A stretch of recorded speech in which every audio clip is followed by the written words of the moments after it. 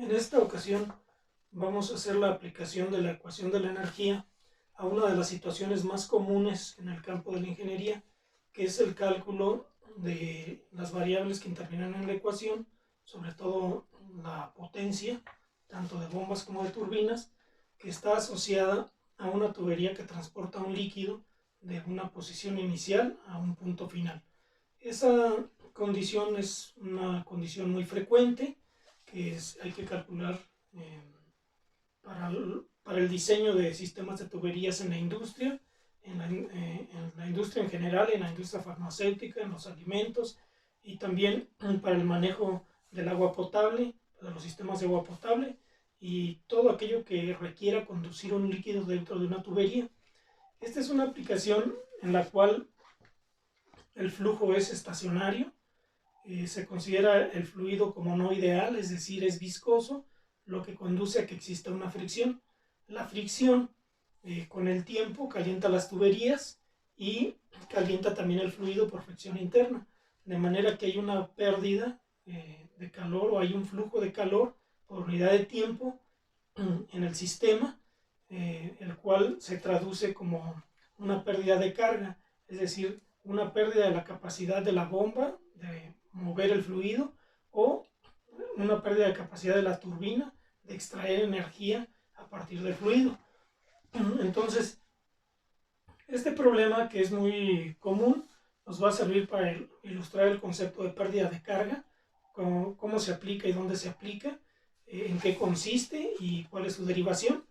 Y nos va a servir también para ilustrar un problema con una aplicación muy inmediata y muy común en la industria, y una de las aplicaciones más pues, utilizadas para el cálculo de los sistemas con fluidos. Entonces, para eso voy a partir diciendo que el sistema que vamos a analizar es uno tal que en uno de sus lados existe un fluido que atraviesa una turbomáquina, sea esta una bomba o una turbina. En este lado vamos a tener una presión, una velocidad y una altura. Una presión, una velocidad y una altura. Les llamaríamos presión, velocidad y altura 1. Y del otro lado habrá también presión, velocidad y una altura. Cuando el fluido evoluciona en la tubería y en la turbomáquina, va a haber un cierto flujo de calor hacia el medio y la turbomáquina va a ejecutar también un trabajo por unidad de tiempo, es decir, va a aplicarle una cierta cantidad de energía al fluido por unidad de tiempo. El flujo pues se va a establecer de esta forma. Es un flujo que es estacionario porque entra siempre a la misma velocidad y sale a la misma velocidad, es decir, hay un caudal permanente todo el tiempo. En su evolución, en el sistema donde esté aplicado esto, la tubería seguramente va a tener cambios de dirección, va a subir, va a trasladarse horizontalmente, va a bajar, etc. La tubería puede tener muchos movimientos dentro del sistema que se vaya a calcular, ¿verdad? Asumiendo que esto fuera la bomba que tengo ahorita ahí dibujada. Entonces la bomba impulsa el líquido o el fluido a través del sistema de tuberías, en el cual seguramente va a haber válvulas, codos, algunos otros tipos de ramificaciones como T's y otros, de manera que tiene unas condiciones de entrada y unas condiciones de salida si esto descargara, por decir, en un depósito. Entonces, es el problema que vamos a analizar. Básicamente lo que nos interesa es calcular la potencia que requiere la bomba para realizar ese trabajo o calcular la potencia que puede ser extraída por una turbina de un sistema en el que también hay tuberías o sistemas en los cuales se pierde carga.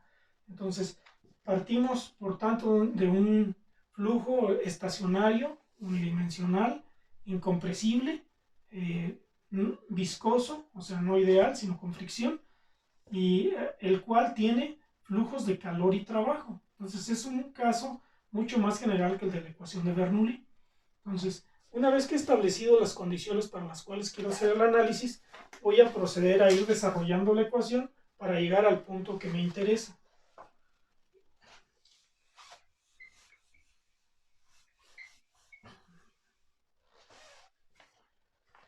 Lo primero es que si el flujo es estacionario, no existe el término de acumulación. Y eso pues va a simplificar significativamente la ecuación. Lo otro que voy a hacer una vez que eliminé este término es dividir la potencia en el eje en dos tipos. Una potencia que va a estar asociada a la bomba y una potencia que va a estar asociada a una turbina. Entonces voy a dividir la potencia en el eje en potencia de bomba y potencia de turbina y voy a eliminar el término de acumulación puesto que el flujo es permanente, por tanto no hay una acumulación o una desacumulación en el volumen de control, por tanto todo este término se vuelve cero. Entonces me va a quedar punto.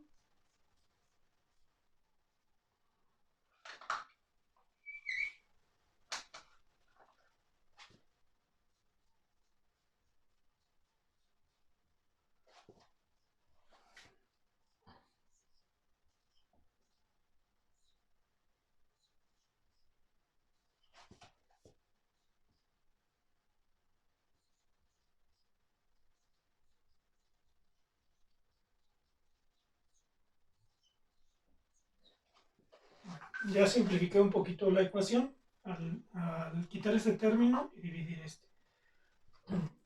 Nuevamente insisto que la W con el subíndice P se refiere a la bomba y la W con el subíndice T significa turbina. Potencia de bomba, potencia de turbina, flujo de calor.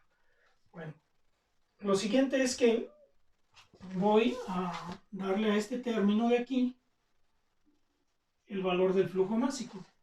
Como en la tubería, en cualquier punto de la tubería circula el mismo flujo, pues le voy a llamar simplemente M punto a esto. Y voy a aplicar este mismo concepto a dos puntos, a un punto de entrada y un punto de salida, llamando a esto M punto.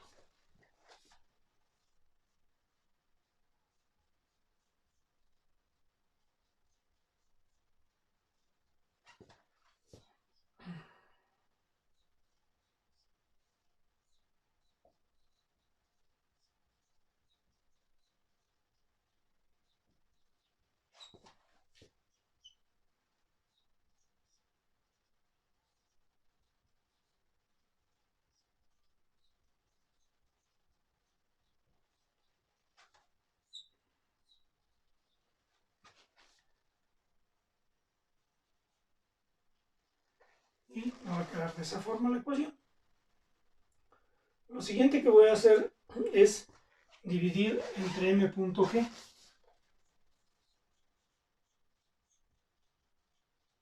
Voy a dividir entre M punto por la gravedad. Cada uno de los términos.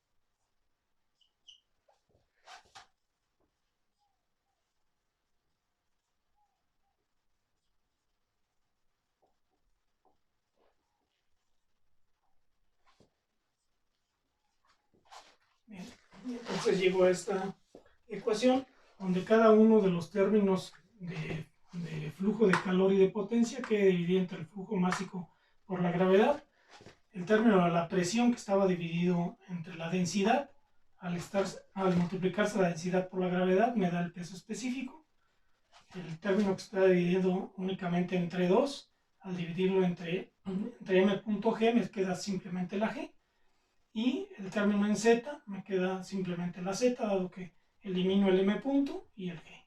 Y el término en u me queda dividido también entre la gravedad. Bueno, voy a ordenar ahora otra vez un poquito esto.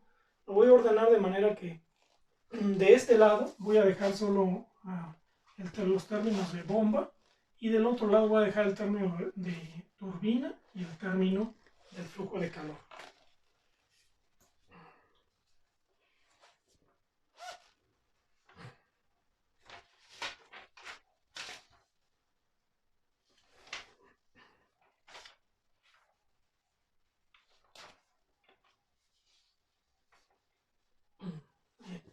Nada más con una pequeña aclaración, estos términos son al revés.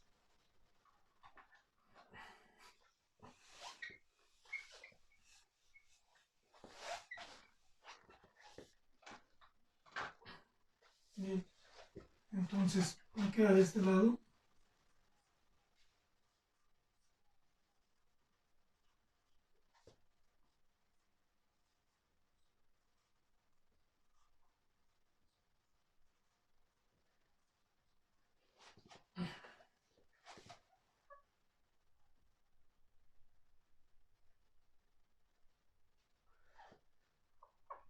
voy a dejar también los términos de la energía ya en un solo lado.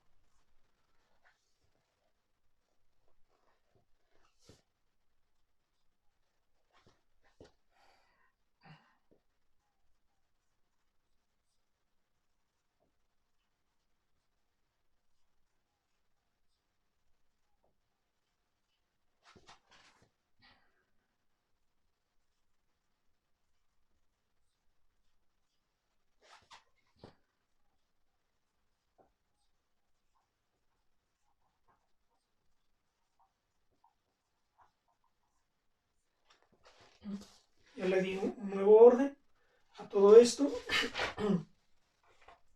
y voy ahora a relacionarlo de alguna manera con la potencia. Para eso voy a demostrar ahorita que cada uno de los términos que aparecen aquí se puede expresar como metros de columna de agua, y después voy a relacionar esos metros de columna de agua con el flujo de potencia, que son estos términos que aparecen aquí. Bien, entonces, si hago un análisis dimensional de esto, la potencia la expresaría en joules por segundo. Joules por segundo. M punto está en kilogramos por segundo, y la gravedad en metros por segundo al cuadrado. El joule en realidad es el newton metro.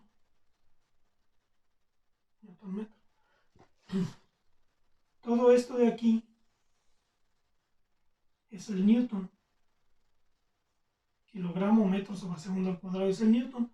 Por tanto, este newton que multiplica con este y este segundo que divide con este, el resultado del análisis dimensional de esto es que lo que me queda son simplemente metros. Este término o este término representa metros, pero no son metros dimensionalmente, son metros de columna de líquido que se esté manejando, pero se interpretan como energía, como metros en términos de energía. Luego, los términos que aparecen aquí, hago algo similar. La presión se expresa en newtons por metro cuadrado y el peso específico en newtons por metro cúbico, de manera que esto me da simplemente metros.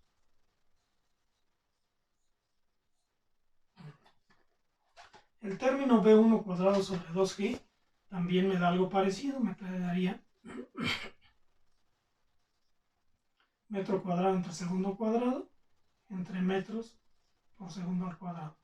los segundos se eliminan y uno de los metros se elimina. Entonces, el resultado de esto también es simplemente metros. La Z no hay necesidad de que haga nada, está expresada en metros. Entonces, todos los términos de este lado están en metros de columna de líquido.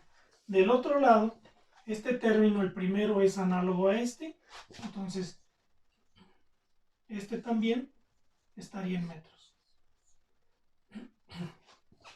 El término del flujo de calor, el flujo de calor se va a expresar también en joules por segundo. Entonces es equivalente.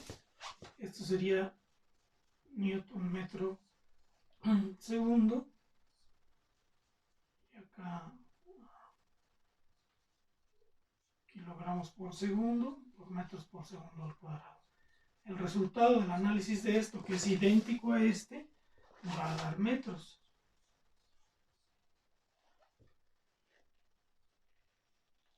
Ahora vamos a este término, el término que representa la energía interna. Ese término se va a expresar en joules por kilogramo, la energía, dividido entre metros por segundo al cuadrado. Nuevamente, este término de joules en realidad es el newton metro. Si multiplico medio por medios y extremos por extremos, este término de abajo, que me quedaría kilogramo metro sobre segundo, o me quedaría newton metro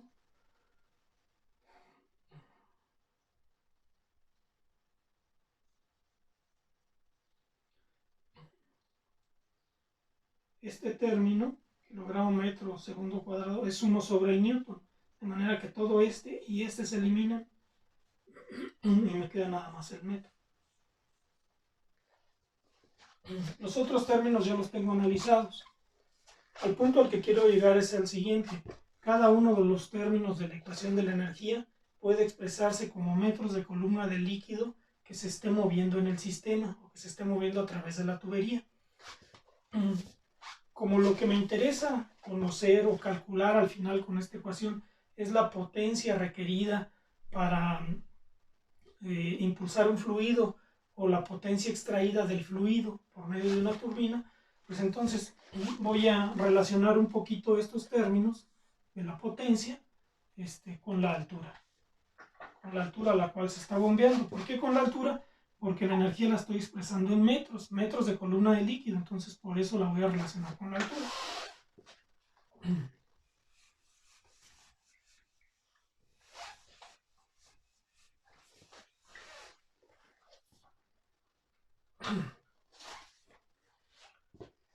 Este término de aquí le voy a llamar altura de la bomba. Y voy a decir que la altura de bomba, o sea, los metros de columna de líquido, se pueden obtener como la potencia de la bomba por m.g. Dicho de otra manera, si lo reordeno un poquito, diría que la potencia de la bomba va a ser la altura de esa bomba por el flujo másico por la gravedad.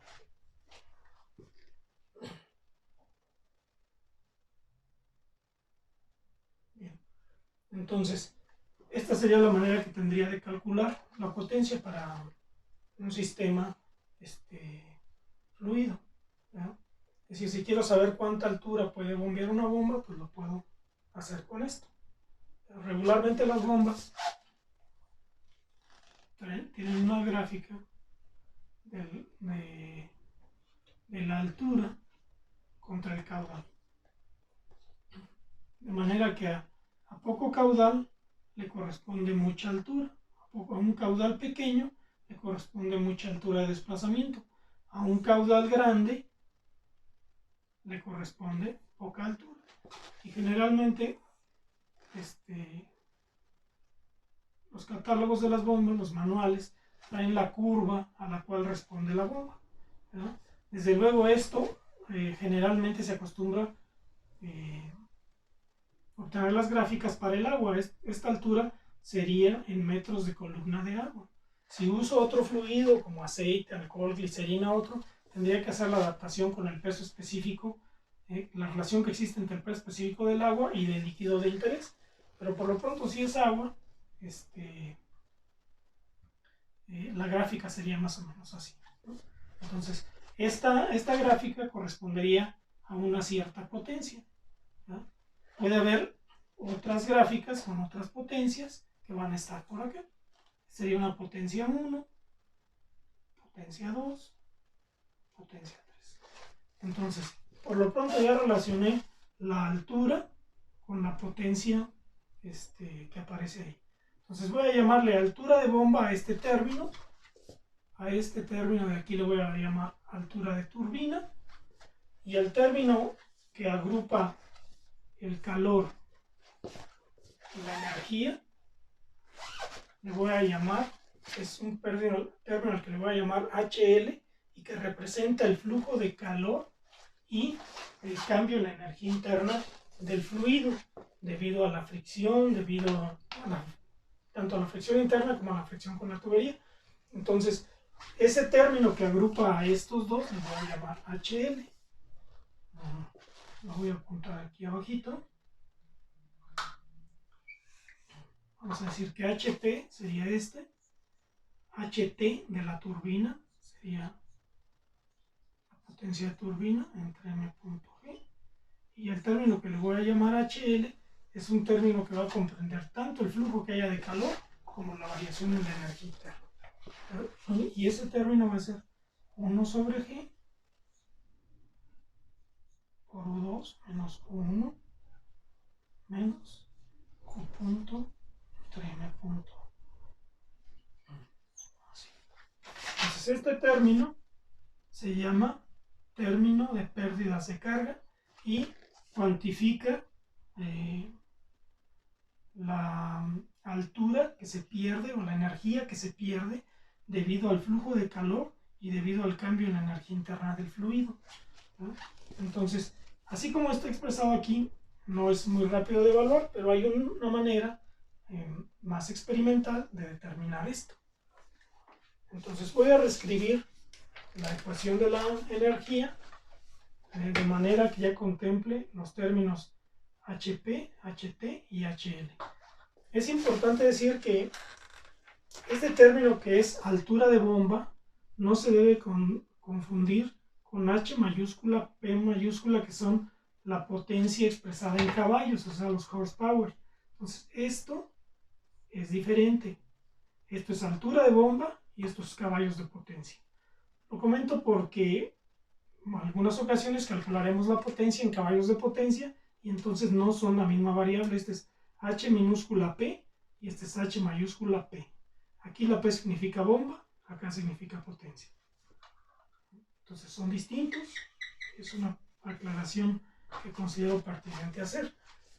Voy entonces a reordenar la fórmula que venía trabajando para dejarlo en términos de las H's que acabo de poner aquí en un ladito. Bien. Entonces la ecuación quedaría como presión 1 entre el peso específico más la velocidad 1 al cuadrado sobre 2G más Z1 más HP debe ser igual a la presión 2 sobre el peso específico más la velocidad 2 al cuadrado entre 2G más Z2 más HT más H. Entonces, esta es la fórmula que me va a servir para hacer los cálculos relativos a la potencia. Si quisiera calcular la potencia para una bomba, o que requiere tener una bomba para mover un fluido que tiene una presión y una velocidad y una altura inicial a una presión, una velocidad y una altura final, pues tendría que despejar este término. Si quiero sacar cuánta potencia se puede extraer de una corriente fluida, por ejemplo en una cascada por medio de una turbina, despejaría el término de turbina y tendría que dar las condiciones iniciales de presión, velocidad y altura y las condiciones finales de presión, velocidad y altura. Y desde luego incluir el término que es la pérdida de carga. Casi todos los términos energéticos de presión, velocidad y potencial que aparecen los voy a conocer. Usualmente voy a conocer estos tres y estos tres. ¿Ya? Me va a restar por determinar si lo que quiero es calcular para una bomba o para una turbina. Si calculo para bomba, el término turbina no va a existir. Si calculo para turbina, el término bomba no va a existir. De manera que uno de estos dos sería la incógnita y lo único que no conozco es lo que se llama HL o pérdidas de carga. Entonces, lo siguiente que voy a explicar es cómo se calcula HL para tener la ecuación completa y poder hacer los cálculos relativos a la potencia necesaria o a la potencia disponible en una corriente fluida. Bien.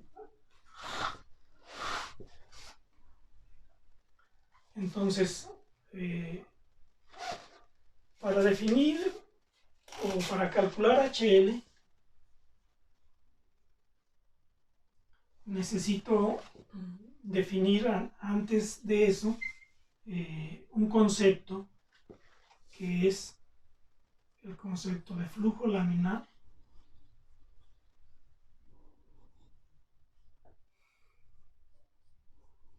y el concepto de flujo turbulento.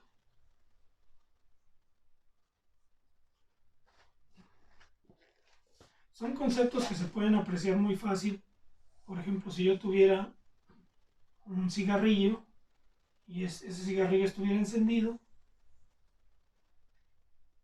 usualmente al principio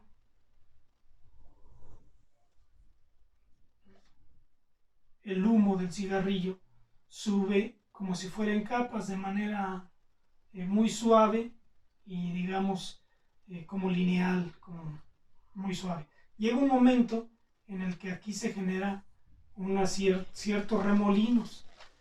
La zona que comprende el flujo suave, digamos, esta es la zona laminar. Después hay una zona que no está ni completamente en remolinos, ni está completamente laminar. A lo mejor hay un pequeño remolino por ahí. Esta es una zona de transición. Y esta zona de arriba es la de flujo turbulento.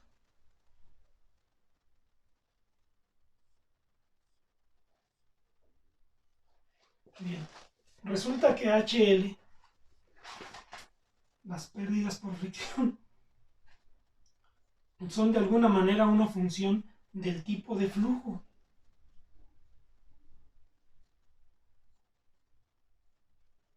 ¿Por qué? Porque si las pérdidas de carga están asociadas a la fricción interna del fluido entre capas y a la fricción del fluido con la tubería, querrá decir que esas pérdidas de carga van a estar referidas al tipo de fluido, dado que cuando esto es turbulento da muchas vueltas, probablemente haya inclusive pequeños regresos del fluido y muchos remolinos, entonces hay mucha fricción interna. En cambio acá va de manera suave. Entonces necesito definir el tipo de flujo para, con base en el tipo de flujo, poder determinar HL, poder tener un modelo, digamos, que represente a HL. Bueno, entonces, para distinguir estas tres zonas, uno de los pioneros de la mecánica de fluidos, Reynolds, hizo un experimento donde arrojaba una tinta dentro de una corriente fluida y observó lo que ocurría, en qué momento era laminar y en qué momento era turbulento.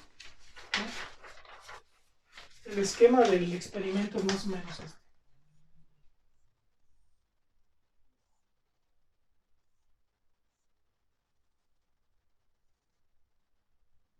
Hay un recipiente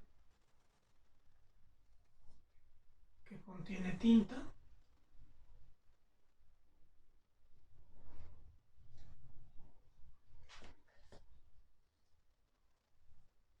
Contiene una tinta. y entra en una corriente en la que hay un tubo. Ese tubo tiene una válvula y una boquilla. ¿No? Entonces, vamos a decir que el recipiente grande está lleno de agua hasta aquí. Se mete en él otro recipiente con tinta, de manera que la tinta pueda ingresar aquí junto con la corriente de agua. Este tubo es transparente, de manera que puede verse si el flujo es laminar o es turbulento. Por medio de esta válvula que se encuentra aquí, por medio de esta válvula, puedo cerrar o abrir el flujo para ver qué es lo que ocurre con el fluido. Entonces, después de haber hecho una serie de experimentos, Reynolds aplicó una técnica que se llama análisis dimensional, que sirve para saber cuáles son las variables que afectan al comportamiento de un fluido en ciertas condiciones. Entonces, de la aplicación de esa técnica, Reynolds llegó a una expresión que es la que les estoy poniendo ahí.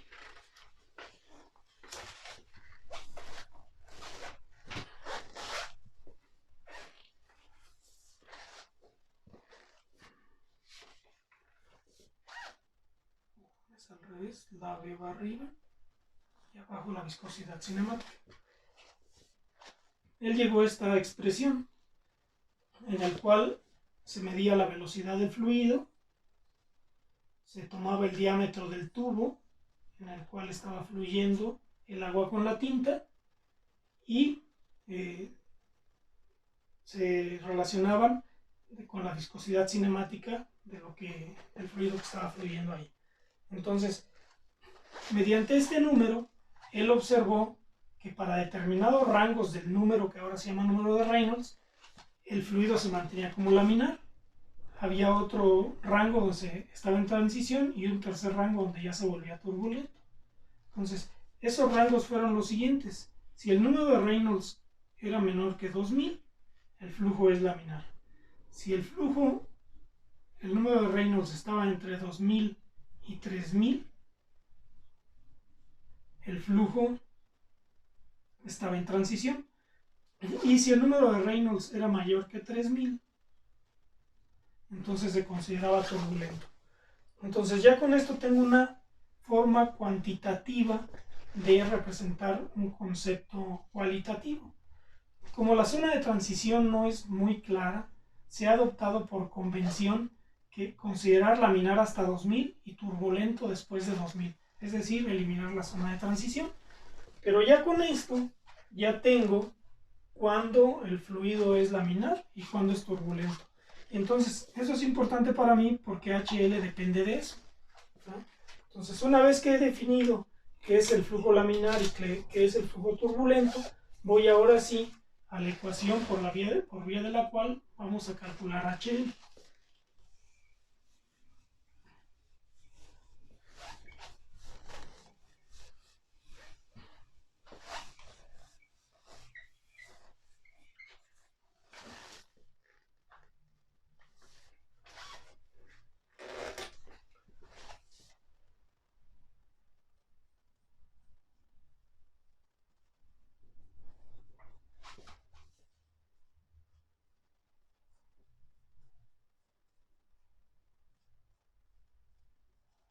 Que es la ecuación de Darcy. Bien, la ecuación de Darcy nos dice que HF, que es lo mismo que HL, la F es por lo de la fricción, es igual a la razón que hay, es igual a un factor de fricción por la razón de L a D, que multiplica a B cuadrada sobre 2G. Esta es una ecuación experimental, puede deducirse también por los métodos del análisis dimensional, ¿verdad? Y corroborar experimentalmente. El único pero que tiene es que pues no sé cuánto vale F. ¿verdad? Entonces, F, una vez que conozca F o el factor de fricción en la tubería, pues ya lo demás lo puedo calcular, porque usualmente voy a conocer la longitud de la tubería y su diámetro, y la velocidad, porque usualmente conozco el gasto, y si conozco el diámetro, conozco el área. Entonces, conocido el gasto y el área, pues conozco la velocidad. Entonces, lo único que me falta ahora es conocer cuánto vale F. Entonces, F se puede calcular de dos formas. Si el flujo es laminar, F va a ser igual a 64 entre R. Y si el flujo es turbulento, entonces tengo que calcular con la ecuación de Colebrook.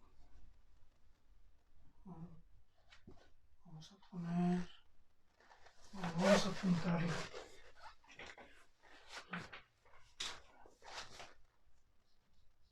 Ecuación de Colebrook. Es una expresión un poquito larga.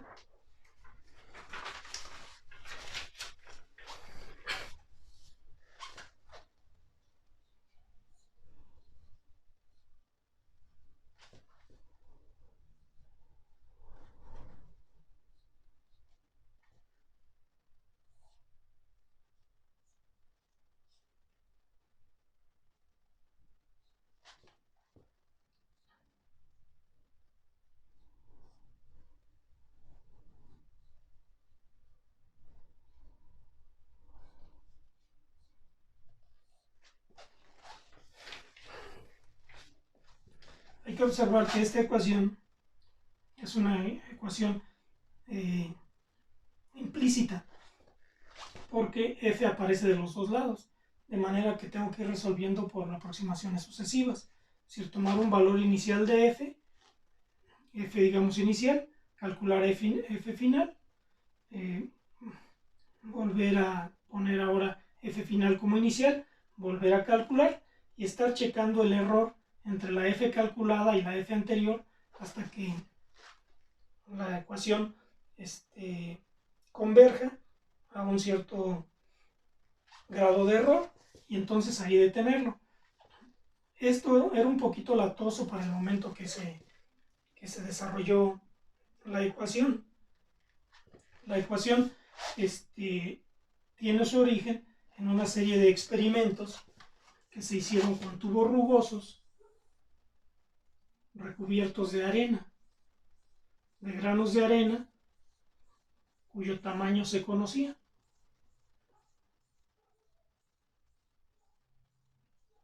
Esa altura de la rugosidad de la arena en el tubo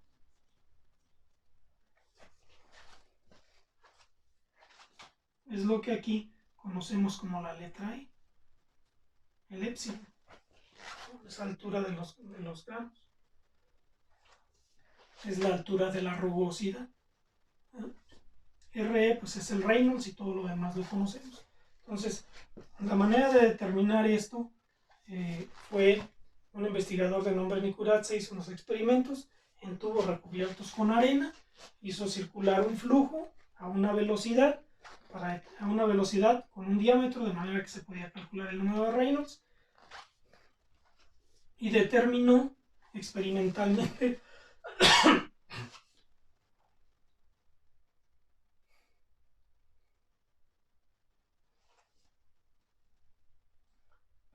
determinó experimentalmente esta relación. En realidad no lo hizo así. En realidad, esta es una ecuación que ajusta los datos. Esta ecuación se debe a Colebrook y el investigador que hizo esto es Nikuradse. Parece que este es K. Nikuradse. Posteriormente, esta ecuación se pasó a un diagrama. Ese diagrama es lo que conocemos ahora como el diagrama de Moody.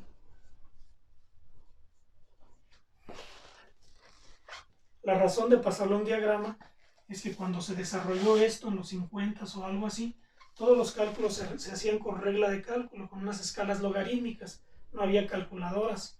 Entonces era muy conveniente tener una gráfica para leer. Alguien hacía los cálculos para todos los puntos de la gráfica y ya después los usuarios únicamente leían la gráfica. Entonces esta ecuación, que es muy latosa de resolver, muy laboriosa de resolver con una regla de cálculo, pues la calcularon. Me imagino que un grupo de ingenieros o de personas calcularon los diferentes puntos de la ecuación y después se graficó. Este diagrama se le debe a Moody y por eso se llama diagrama de Moody. El uso del diagrama y la solución de los problemas los vamos a ver con toda calma en otro video, en el que con un ejemplo voy a ilustrar cómo se utiliza esta ecuación y cómo se aplica la ecuación a otros componentes que no sean la tubería. Entonces, la única variable que no conocía en la ecuación de la energía es HL, pero HL la puedo calcular de esta forma. Para flujo laminar, con esta expresión, y para flujo turbulento, con esta ecuación. Entonces, ya tendría todo. Me falta una última cosa. Lo que me falta nada más es que las tuberías usualmente cambian de diámetro, usualmente cambian de dirección, se dividen, se bifurcan o hay ramificaciones. Entonces, cada vez que el fluido que va en una tubería cambia de dirección, vamos a decir, cambiar así a 90 grados, tengo que usar un elemento que me permita hacer ese cambio. En este caso es un codo de 90 grados. Si la tubería, por alguna razón, la que fuera, cambiara nuevamente ahora de dirección así como lo tengo, tendría que usar ahora un componente como el que dibujé ahí, que es una T. Luego, probablemente a la T llega la tubería con un diámetro, pero la T es tal que reduce el diámetro de las tuberías que salen. Entonces tengo codos, tengo T's, voy a tener ampliaciones progresivas o reducciones progresivas del diámetro de la tubería. Puede ser una ampliación o una reducción según lo vea de derecha a izquierda o de izquierda a derecha. Hay además otros elementos, porque la tubería puede tener instalada válvulas para el control del flujo, para cerrar el paso o abrir el paso. Entonces, todos estos elementos, las válvulas, los codos, las T's, las reducciones, las ampliaciones que aparecen en un sistema de tuberías, tienen también un efecto de pérdida de carga. Y ese efecto está tabulado, lo tengo ya en una tabla que está en sus apuntes. Entonces, pero básicamente la pérdida de carga, por ejemplo, vamos a decir la pérdida de carga del codo de 90 grados va a ser igual a una constante por B cuadrada entre 2G. La pérdida de carga del HL, que corresponde a una T, también va a ser ahora la K de la T por B cuadrada entre 2G. Entonces, cada vez que el fluido atraviesa uno de estos componentes, hay una pérdida adicional a la pérdida que había en la tubería.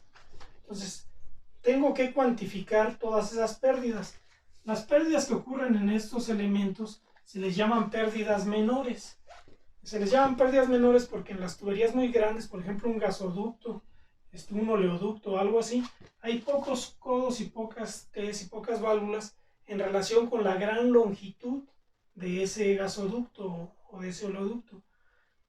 O con las redes, por ejemplo, de agua potable para llevar de una ciudad a una ranchería, pues hay mucho tramo recto y pocos cambios de dirección. Por eso a esto se le llama pérdidas menores. Sin embargo, en los sistemas industriales donde hay muchos cambios de dirección, muchas válvulas, válvulas de muchos tipos, en los que una sola tubería puede alimentar, por ejemplo, múltiples reactores. Estas pérdidas que se llaman o que reciben el nombre de menores, en ocasiones son mayores que las pérdidas que hay en la propia tubería. Entonces, por tal razón, tengo que calcular las pérdidas totales, como las pérdidas en la tubería, más las pérdidas en los accesorios. Los accesorios son todos estos elementos que me permiten cambiar de dirección, cambiar de diámetro, ampliar la tubería, reducir la tubería y controlar el flujo en la tubería por medio de válvulas. Entonces, la manera como se calcula todo eso y se aplica al cálculo de las bombas cuando se quiere mover un fluido o a la extracción de energía por medio de una turbina, lo vamos a ver con detenimiento en la siguiente clase.